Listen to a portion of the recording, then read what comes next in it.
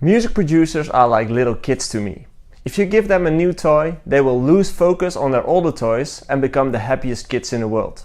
Now, let me ask you something. Do you find yourself constantly searching the web for new studio gear?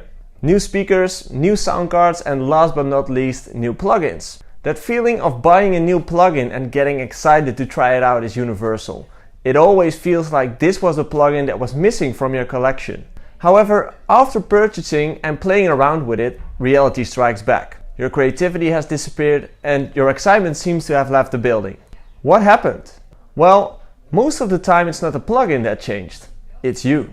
When you purchase a new plugin, the creative juices start flowing again because you get out of your comfort zone.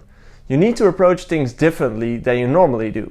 This triggers your mind to get back to work instead of just being lazy and stuck on autopilot all day long. Here's something that goes wrong in the studio for a lot of people when it comes down to plugins. You've downloaded too many plugins all at once, which leads to using only one or two of them and forgetting about the other 20 that you've downloaded. It's more efficient to only use a few selected plugins which you love. Here's why. When you know everything about a specific plugin, you work faster, which can be a tremendous time saver for your overall workflow and leads to more creativity for your track.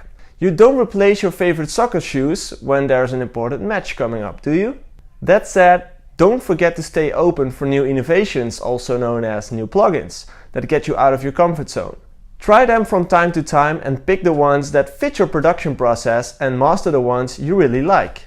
Mastering a plugin means that you are able to get the most of its potential and create a more professional piece of music. I would recommend limiting yourself to 2 or maybe 3 plugins for each task. Your EQ setup could look like this, for example. The first could be your stock EQ of your DHW for simple high and low cuts. A second is a more advanced EQ for mid and side or reductive EQing. And the third one can be an analog emulating EQ for boosts. This can also help create your own unique sound if you use the same plugins or your own presets frequently. For example, always use the same type of reverb or delay. People will recognize your very own color of sound, without really knowing why that is. It's the little things in a mix that makes it special and unique. If you build yourself a burger, it's not special on its own. It's all in the small additions like pickles, sauce and lettuce that makes it your own. Now this is just an idea. Of course, it's not possible to mix your tracks with the exact same settings every time. Get creative with it and find out what they do to your sound. Additionally, you should start organizing your sample library. Basically, pre-selecting the samples you like and deleting all the trash samples you wouldn't use anyway. So, cut out the noise. Just imagine how much time you are wasting scrolling through all those samples during the writing process. It can make you lose your flow and harms your creativity. Mastering your workflow is essential for creating great written and produced tracks. Look at it like this. You can't really judge your own track when you have listened to it several hundred times. The best chances you have are in the first few hours, and those will not come back.